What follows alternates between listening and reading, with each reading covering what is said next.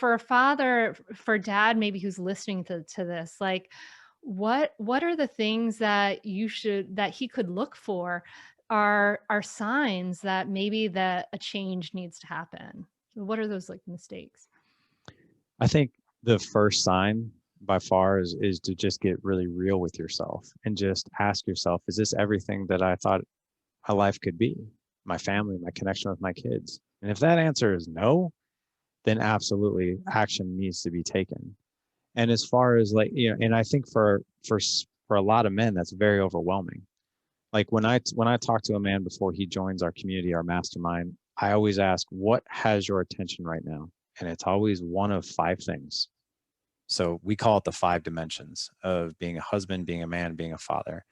So those five dimensions that always have our attention, that circle the mind and heart of a man, is number one, managing your personal finances, your family finances. Um, 50% of divorces, so the divorce rate is 50%, but half of those divorces are due to financial stress and strain because people just don't know how to manage finances. But if men knew how to do that better, it would relieve some stress. That's one of the minor ones, though. Mhm. Optimizing physical, mental, emotional health. The first thing a man will usually do, and he does this from a very noble place, is he completely puts self-care on the back burner because he thinks his perception is that, well, if I sacrifice myself, I'll be good for everybody else. And that perception is so incorrect. If you're not taking care of yourself physically, mentally, emotionally, you can't possibly show up for the woman in your life or your kids. So optimizing that.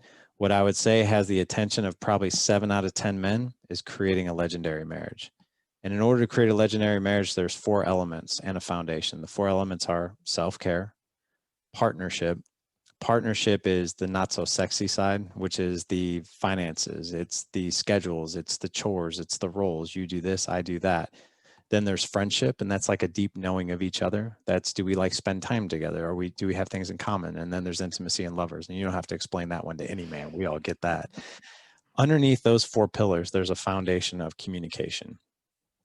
And if I can identify one area where men are always like, I want better communication. Men will tell you that. I want better communication. I'm like, well, what does that look like? And they're like, I don't know. I want better. I want more. More and better is not a measure. Within communication, you have tactical empathy. You have emotional validation. You have active listening. You have labels and mirrors. And most importantly, another Achilles heel for men, believe it or not, is being able to ask for what they need, want, and desire, and to do it in a not so needy way, but a confident and empowering way, not an overpowering way, but empowering, right? And so that's legendary marriage. And then the 4th element is connection with your kids, creating memories, patience, psychological safety, where your kids will tell you anything. And then the final one is leadership. So those 5 elements, if I look at any man's life in like a fishbowl, those 5 dimensions is usually what has the attention of a man. And when a man comes and talks to us about what he wants to do, I always say, what has your attention? And like I said, 7 out of 10 times it's marriage. And then usually right after that is parenting.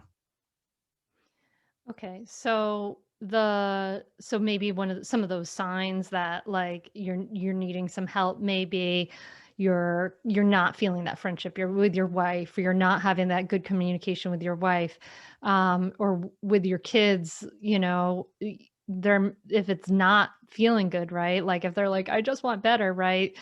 Maybe some of those signs are like they're yelling, like, it's just like a disconnection, it's frustrating, all that stuff, would you say? It's frustrating. So with kids, it could be like losing your patience. Another way it shows up is my kids won't talk to me.